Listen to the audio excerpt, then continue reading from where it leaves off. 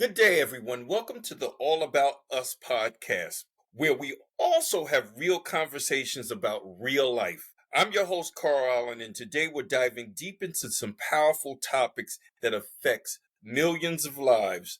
We'll be exploring mental health, particularly depression, breaking down stigmas around plant medicine, and discovering paths to reclaiming joy and financial abundance. I'm thrilled to welcome our special guest, Gloria Scaggs, an entrepreneur who has navigated these waters herself and emerged stronger. And in addition, she's my baby sister. We grew up in the same household.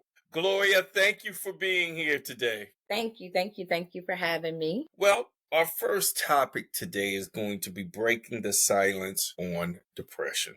Let's start with your story. You've kind of been a little open about your journey with depression. What made you decide to speak up about it in the manner that you're doing now? I would say it was my faith in God and my belief in God. And once he brought me out of it, I felt like it was my duty to make more awareness of it and to help as many people as I can to get up out of depression. Okay. So your depression, when did you actually first become aware that something was wrong with you and that it wasn't normal, and how did it display itself? Were you unhappy? Were you crying initially? Were you just having uncontrollable thoughts? How did it first display itself to you? My very first recollection of it would be after I had my son and I went through the postpartum depression. I had my son on Thanksgiving Day, which this year his birthday falls on Thanksgiving Day again. But I actually had him on Thanksgiving Day. And it was when I brought him home. And it was the fear that I'm responsible for this little baby. I'm responsible for this little boy's life. And from there, it was like, I didn't want to touch him. It took me like weeks to like bathe him. It took me weeks to really do anything for him. I was breastfeeding at the time. Who was doing that for you? Well, his father was there at the time. But when I had him, mom and dad came down for the birth of him. So they kind of stayed like, 1 or 2 days. But his father was there. He was in the military too. So he had took off. Now, I was breastfeeding at the time. So I would breastfeed.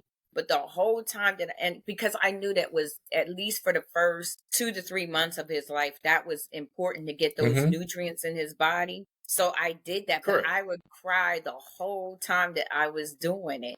But his father bathed him and dressed him and played with him. And I would look at him, but I just did not want to touch him. I was like, that's just too much responsibility. So that's the first time that I can understand that like something's wrong with me. Something is really wrong with me. Like Okay. why you don't want to touch your baby? Something's wrong with you. Okay.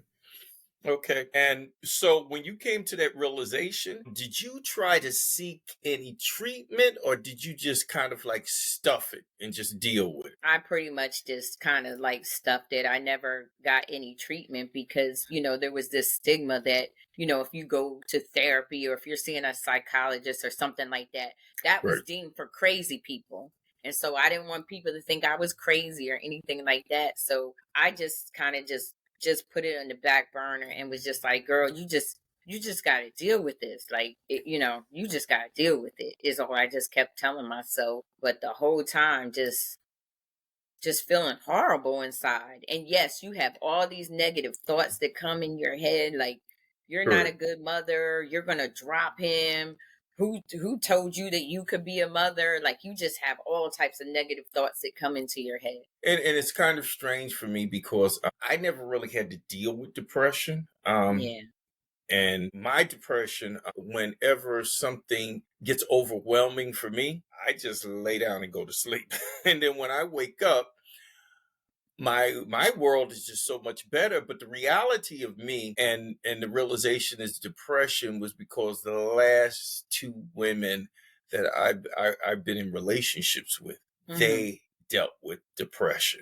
And so that became my exposure to it and kind of like my understanding that it's real. And it's difficult for a person who doesn't suffer from depression to understand how things that you're doing and the things that you say can really affect or go to the level of crushing that individual. Yeah. It can be far more impacting than, you'd say something to a normal person and they just kind of like, okay, but to those people, it has a much, much, much greater impact. So, like I said, I didn't suffer depression at the level you did. So there must be different types of depression then. Right. So as I was healing, that's what I learned. Like there's situation depression. Like you don't have money in your account, you're depressed, or someone dies Right. and you're depressed. So you have situational depression, and then there's chronic depression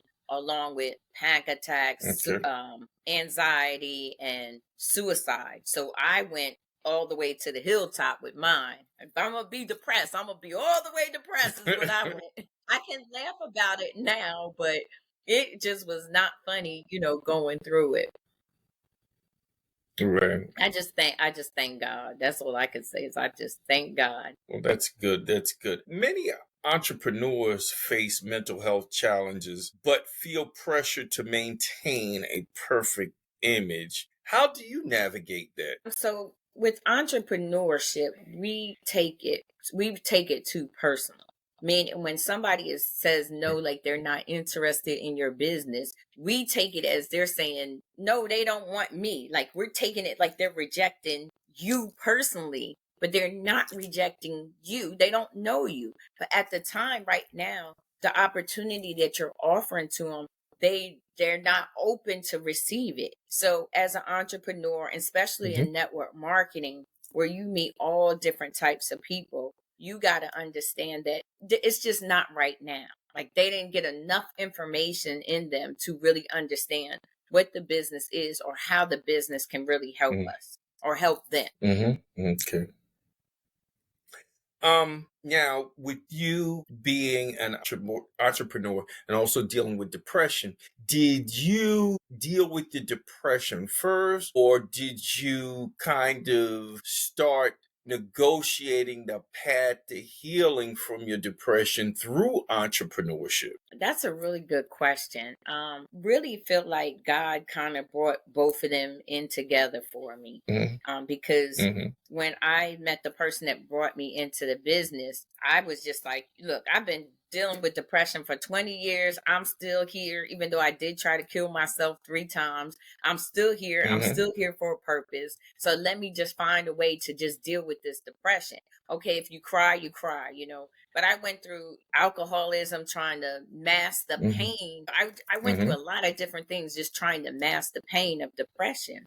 But once the business came into my life and you got with a community and you just learn more, and then you learn your worth, and you learn how, and then you get into the Bible and you learn how you were wonderfully made and you were made in God's like image.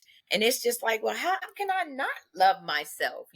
So I think the business really helped me to start my journey to be like, you know what? Because it was like the depression came all of a sudden, and then it was like it just left all of a sudden. And it's that time in between that is just like, wow, and if I can get through this, I can get through anything. That's kind of what I say. But with God, I do believe that this business really helped save my life and really helped me to get out and see how beautiful this world is. And it also gave me a purpose, a purpose to really go out and help as many people as I can. So now, when you become an entrepreneur, because I'm one also, there's some nights that I don't get any sleep. I'm just up working on things. Is there, because yours is more on a sales end of it, and I've never been a good salesman. Do you ever feel like there's a myth that you kind of like always have to be hustling? You always have to be selling a product, or is that just a myth? So I'm not going to say that it's a myth. I think that there's some people that are like a bulldog, like they go out and they're like, like, I got to get people, I got to get sales, I got to do this. Like, but when you flip it around and you change your mindset and you find a way to make it about the people, like, how can I help the people? Like, what can I do for the people? When you find a niche and a need for the people, then you find joy in it. So there's different entrepreneurs. There's ones that's like like I said, a pit dog, and they're just going to do it by any means necessary. And there's ones that just lets God guide your path and lead you along the way, because the right people are going to come into your life, and you'll build a team that is going to love and support you. So for me, I'm not a salesperson. I was retired for 10 years before getting into entrepreneurship. So I didn't think I needed anything. Like, I was like, okay, I'm good. Lights are still on. Everything's still functioning. I'm good. But when you find a purpose and when you find a love, and to be honest with you, getting into plant medicine, that was a whole nother mindset that I had to change, because we were always taught that it was wrong and it was illegal and you'll get in trouble. So that's what really made me turn to the Bible and be like, Lord, I know you brought this business to me, but really? Cannabis? Really? And it's like, what is my mom going to think? What are my friends going to think? What are my kids going to think? Because when they started using it, I really thought I was going to have them in the rehab and all kinds of stuff. But when you understand it and you understand the health benefits of it, it just makes things a lot easier. So entrepreneurship for me has been a journey that has been a beautiful blossoming journey. Okay. Now, because of the levels in the type of business you're in, at some point you're a leader and you're coaching others and training them and teaching them about plant medicine and about the business model and everything else. Do you think it's important to display your vulnerability, your struggles, and what you went through in order to be a good leader? Yes. And the reason why I say that is because people can relate to you. Everybody has all different types of issues and things that's going on. So if you really want to tap into people, you have to be vulnerable. You have to show your struggle so that they can relate to you, because they may have that same struggle or a different struggle. But because you are bold enough to step out there and say, hey, this is what I dealt with, or this is what I'm dealing with, it just makes people have more of a compassion and be like, I can relate to that, or I went through that too, So I do believe that when you come into entrepreneur and network marketing like this, you do have to develop really good leadership levels and skills. And that is something that I lack. So I dove deep into getting a lot of personal development because I don't want to steer anybody wrong. I don't want to give them wrong or bad information. So for me, it has to be Bible based and everything like that. And everybody's journey is a lot different. So as long as I can get you on that journey and you figure it out for yourself, then I'm good with it. Now, this brings us to an interesting part of your journey, your exploration of plant medicine, including cannabis. How were you first introduced to this whole line of business, and what's the name of the company? What's the whole rundown on how this whole thing kind of happened? So I say that my upline, her name is Nika Hudson. She saw me in the grocery store. Now I was all dressed up, heels, dressed to the nine, but I was so broken inside. So I said I was a dressed up mess when she first met me. So she met me, she introduced me to she gave me her business card. And so I was like, now mind you, I've been retired for 10 years. So I didn't know people still handed out business cards. So she gave me her business card and I was like, all right, I'm not going to throw this away in front of her. But when I get home, I'm just going to throw this away. So, but I got home. That's a Baltimore, Washington, D.C. thing. Everybody has a business card down there. But go on, I'm sorry. or a digital card, but but down there everybody had, So, but continue, please. I came home and I put it, I thought I threw it away, but I actually put it on my nightstand. And so I was still suffering with, panic attacks every now and again. So I was woken up from a panic attack. Well, yeah, I was woken up from a panic attack. So I'm laying there and I'm trying to pray myself through it. And then I was like, dang, I thought I threw the card away, right? So I looked at it and then I scanned the back of the card because it had a QR code. So I scanned the back of the card and I saw that it was cannabis. So I threw the card. I was like, cannabis? I'm not doing cannabis. So I threw the card on the floor. Right. So I was like, oh, okay. Right. So the next morning, I finally kind of got some rest. The next morning, I got up and, I'm always rushing to get my daughter to practice because she's a competitive dancer and she always has practice. Right. So I grabbed my keys and stuff like that. I never realized that I grabbed the business card. So I grabbed the business card. So I'm sitting in the car. So while she's in at practice, I'm sitting in the car and I'm either reading or watching videos or, watching from Netflix, while she's in there at practice. Right. But this particular time, it was like I was kind of like in a trance. I didn't understand it. But I had her card out. I had my credit card out. And I was about to sign up for this business. And at the time, it was almost $1,000 to get into the business. And I'm about to hit, pay. And I was like, wait a minute, hold up. I don't know this lady. I don't know this business. I don't know. So I was like, at least I can do it is call and talk to her because I'm about to sign up for a business I don't have no clue about. So I called her and I love her because to this day, she is the same as she was the day when I met her as she is right now. She was like, I'm having a party. If you're going to come, then you need to be here by 4. If it's after 4:15, then don't come because I give samples and I need you to fill it. And then I need you to get out my house. And I was like, damn, that was kind of rude. So, and I also dance on the dance team. And before I knew it, I was in the studio telling my coach, I was like, oh, I can't practice today. I got something I got to do.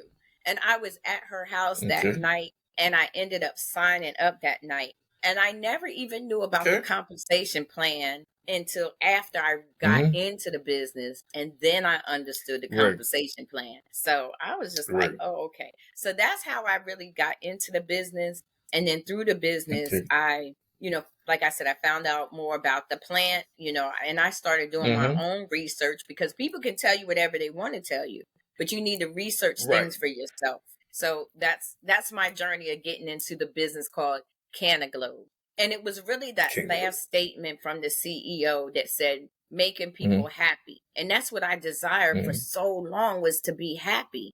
So to bring laughter in the lives and bring the homes back together. When I read that statement, I was like, oh yeah, because I'm looking for happiness. So that was it for me. So that's how I got into the business of Cantaglo. Okay, what are some of the strong misconceptions concerning cannabis? The biggest one that I've found, and so that's what we're called shift the stigma. So we're trying to shift the stigma on cannabis, because for so long we were told that it was wrong, it was bad for you. Even the government, the federal government, made it illegal.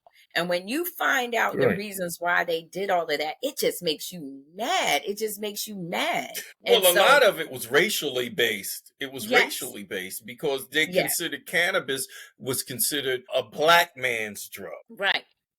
Weed, whatever you want to call it. It is healthy for your body. We have an endocannabinoid system. We all went through public schools, private schools, whatever school you went through.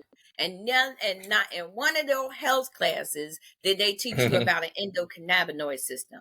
They taught you about a respiratory system. They taught you about those things, but they never told you about an endocannabinoid system with the CB1 and CB2 receptors. And our bodies, now maybe once again, well, see, that's biochemistry. And so, a lot of times, when you're in high school, you don't learn about biochemistry on that level. Well, at least when I was in high school, I didn't. Because I was in college, in medical school, I have knowledge of this stuff.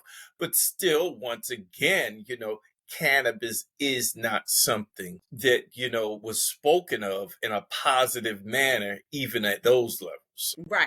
Right. So I agree with you on that. But our bodies need cannabinoids. And where are the cannabinoids found? In cannabis plant, in the cannabis plant. And so what it does is it brings your body back to its natural state, back to rest. A lot of the doctors don't want you to know, like they talk about all these things that's not curable, like cancer is not curable, sickle cell anemia is not curable, HIV is not curable. They tell you all these things that is not curable, but that is not true. And when you get into cannabis and you learn about the plants and the different parts of the plants, then you really understand, it's needed.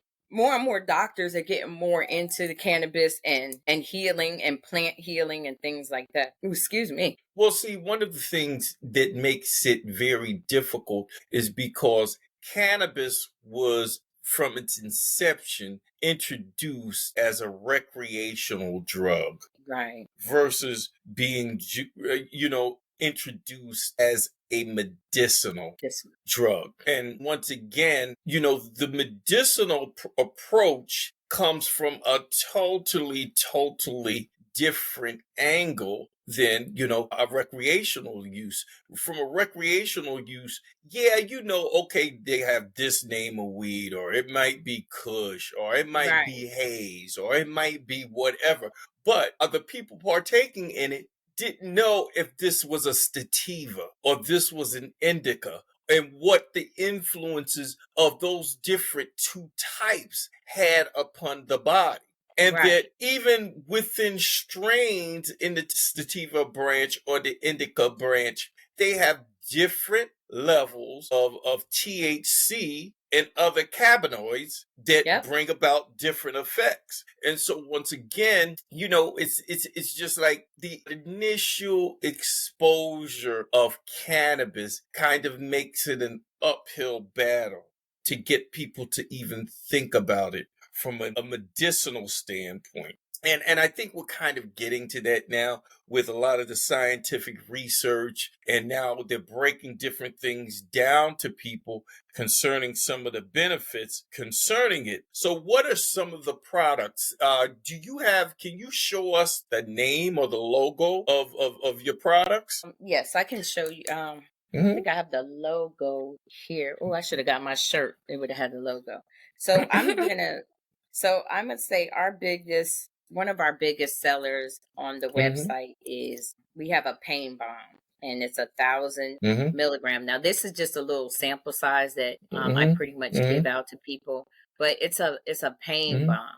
And so if you're feeling Mm-hmm. any type of pain, like from arthritis, back pain, or anything like that, Mm-hmm. you can rub this on. And because of nanotechnology, you will Mm-hmm. feel relief within 15 to 20 minutes. Now, this is a small Okay. tube, like a chapstick. So, like, if you got some, Right. you rubbing it in. But if you buy the real deal Right. from the website, it's a bigger tube. Mm-hmm. You rub it in, you massage Mm-hmm. it into your body, and I can Mm-hmm. guarantee that you're going to Mm-hmm. feel better. I'm about to be Okay. 55. I did have back surgery, but I'm Mm-hmm. still dancing on a dance team. And every now and Mm-hmm. again, I might have to use my pain bomb, and it helps me to be a little Mm-hmm. bit more flexible when trying to move this 50 plus body. So we have this. Another big thing that we have is we have our gummies. Now, this Mm-hmm. says that it's for, sleep, stress, and pain. But I can Mm-hmm. guarantee Mm-hmm. you with if you can see it with the gummy, a lot Mm-hmm. of people are scared to take gummies, but the reason why they're scared to take gummies Mm-hmm. is because of the people that was in the kitchen, cooking up the gummies. You don't know how much THC that is in there. So again, Right. medicinal, sorry, is when Mm-hmm. you take this, you're just going to feel good and you're not going to be too high or Mm-hmm. anything like that. And it's more like, wow, like that apple is really red or that's so beautiful. It just gives you a better sense Mm-hmm. on life versus, Okay. just being high and being stuck somewhere and not able to enjoy where Mm-hmm. you're at. So a lot of people are scared of gummies. I mean, I was too. Mm-hmm. Mm-hmm. I still don't really use cannabis like that, but I am definitely a believer in it, and there's been a lot of Mm-hmm. stories that have helped people. So that's why Okay. I really push for the medicinal use. Now we have a Mm-hmm. lot of products on the website too that's like fun. Mm-hmm. We have popcorn on there. Mm-hmm. As you can see, I gave it out for some samples, but this was really Right. popular that is sold out on the website. But we have Mm-hmm. brownie mix, we have cookie batter, Mm-hmm. we have chicken fry batter. Mm-hmm. It's now if you eat enough of it, yeah, you probably gonna be stuck somewhere. But if you just want to eat a little bit to have some Mm-hmm. type of enjoyment and enjoy the party that you're at, um, you know, that's where it's at.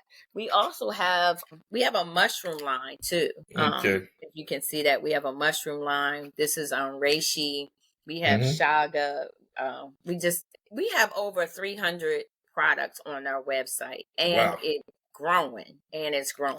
We also Mm-hmm. have celebrity influencers like Snoop Dogg. Mm-hmm. Everybody knows Snoop Dogg, and Mm-hmm. he's good for smoking, Correct. right? So that our Correct. products are real because he wouldn't endorse anything like this. We Right. also have products from Rick Ross on the website and Cheech and Chong. Okay. And back in our day, Cheech and Chong was like the first to be on TV Right. smoking, right? Right. Going back years. Right. So Mm-hmm. we also have, water, Mm-hmm. and we have blitz drinks. We have Oh wow. mocktails. We just have a wide variety of many different products on the website, Okay.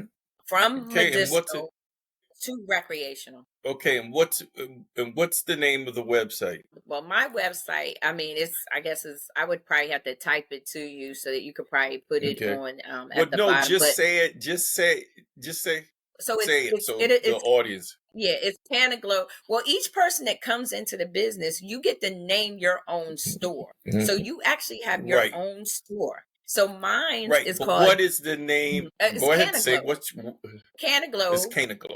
And if you Right. backslash and put G Buzz, then you're gonna come to my site, Mhm. my store.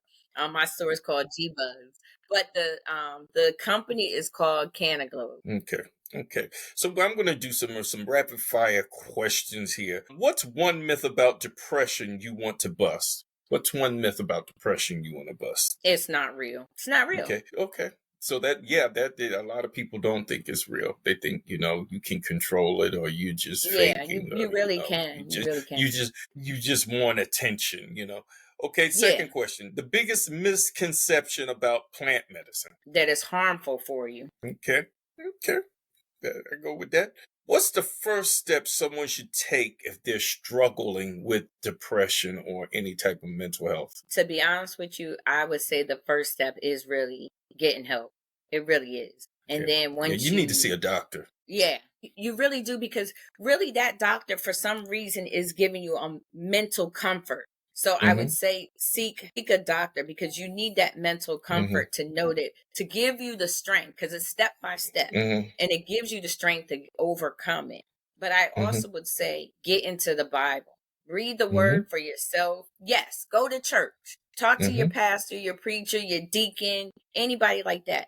But go back and read the word for yourself, because you're getting their interpretation of what the word is saying. You need the interpretation that God wants you to have. Okay. What's the best business decision you made for your mental health? I would say probably stepping into entrepreneurship.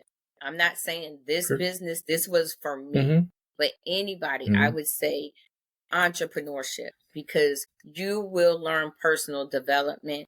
You will learn a strength beyond what you could ever imagine, especially if you don't give up. If you have a purpose, there is people for you to reach, and don't give up. Okay. Now we're going to enter that section of the show where you get to ask me 3 questions. This is flip mode.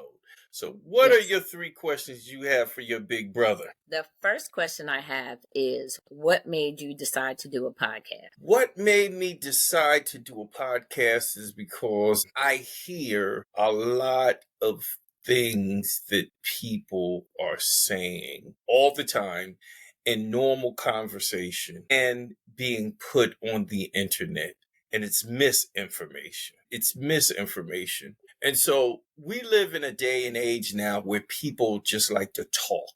They like to communicate. And many times they don't have really a very strong basis for, what they're saying or even what their opinion is. And so, and also, we really don't sit down and communicate and try to understand each other now. So what I wanted to do was I wanted to start a podcast that there was a dialogue being addressed between different people of different cultures, breaking down stigmas that kept us from being one and coming together, because we have indigenous people all over the world. Yeah. And what they do is they teach us to hate each other. So we don't come together and we don't unify. So once again, this podcast is about not just descendants of Africa, but indigenous people from all over. Whether it's in the Aborigines, or you're an islander, or you're from the Philippines, or you're from China, or somewhere else in Asia, you have indigenous cultural traditions that go back hundreds, if not thousands of years. And so we have to learn how to understand the cultures of others and embrace their culture. Second question. What is one of the greatest compliments? Lord, I can't even say it.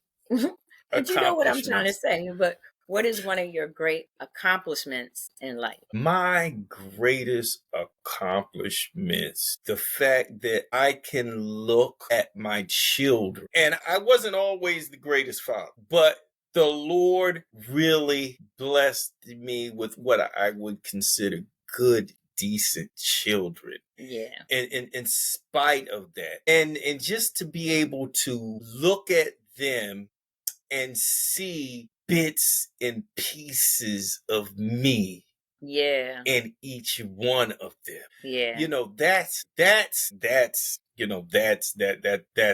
That's it for me. And I know a lot of people, that's my children are my greatest accomplishment. I like that. I mean, not that I had to like or dislike the answer, but yeah, I definitely understand that feeling, looking at my own kids now with a better vision. Right. I definitely agree with that. And so my last question would be, what's your next goal that you want to accomplish? Whether it be with the podcast or just anything in life, what are you seeking? What goal do you have set for yourself now? My biggest goal is the Off Earth Federation.